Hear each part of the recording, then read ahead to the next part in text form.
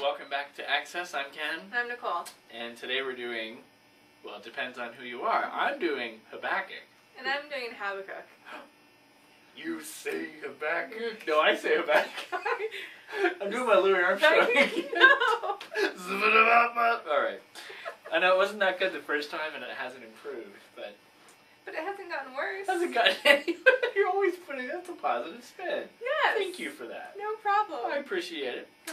Well, we're going to talk about Habakkuk or Habakkuk. Either one is fine. And this is actually one of my favorite minor prophets. It's set in terms of the history of it right before the exile and kind of around. I think they're clearly talking about the exile too. So it's sort of as it's falling, as Judah's falling and Babylon is destroying Jerusalem, and a little bit after. And the central question that Habakkuk is going to be asking in this is, how on earth is this happening? Why is this happening? Yeah. And I mean, aside from Lamentations, well, in Jeremiah, and some Job, but there's no specific book that's really focused entirely on the exile and asking the why question. And I think, thank goodness, we've got one book that's just clearly centered on this, saying, how on earth could this possibly happen?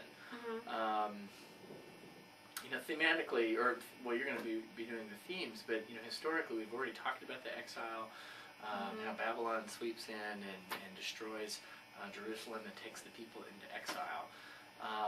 And I guess I'm wondering, maybe it was so devastating and so traumatic that it's almost hard to talk about at first. And there's a reluctance to really, address it head on.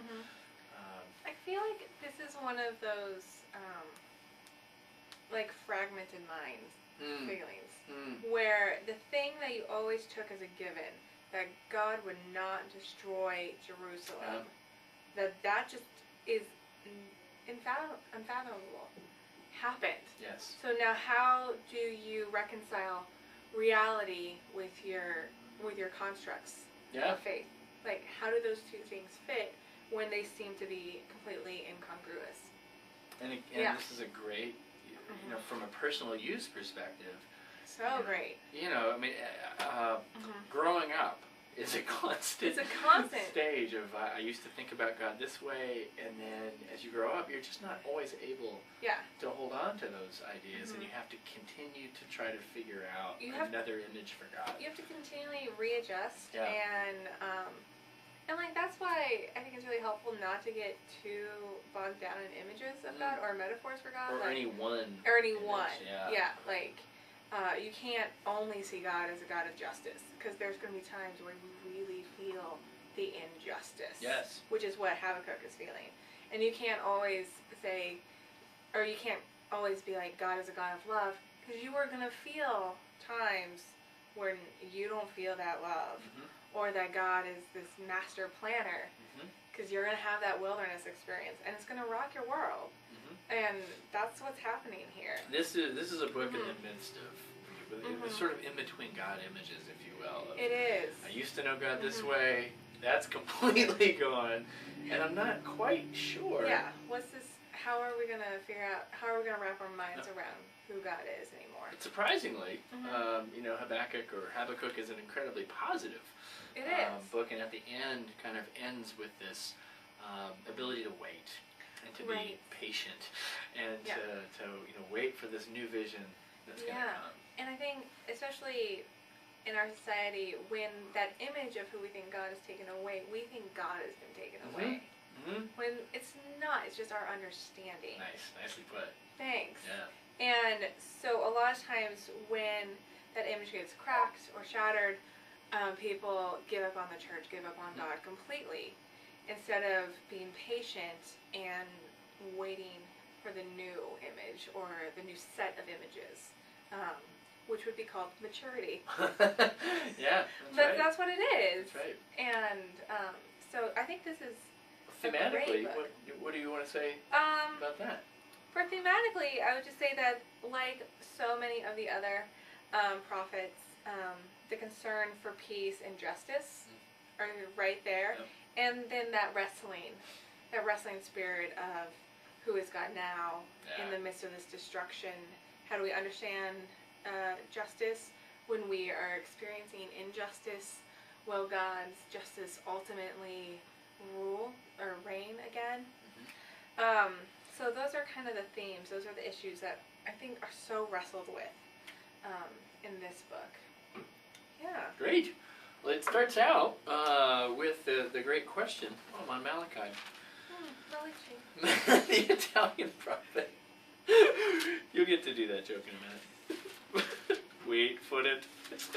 Habakkuk, as we said, starts out with a question, which I like that. I do too.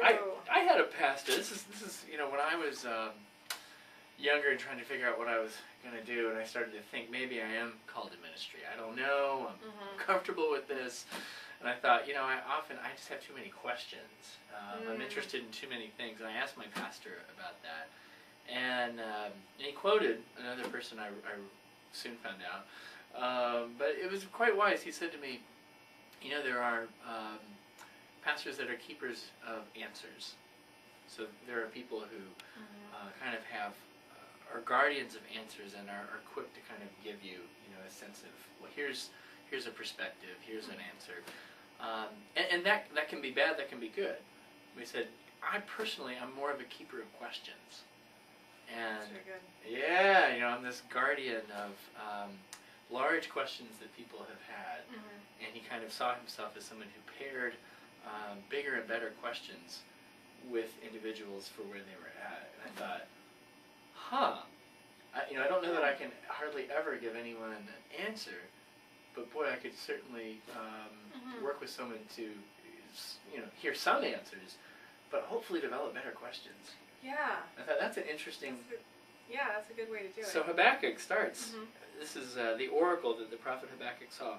O Lord, how long shall I cry for help? How long shall I cry for help? That's a great question, a painful one. Yeah. And as we've talked so many times before, these are words we are reluctant to say in the church. It makes us sound like we're complaining to God.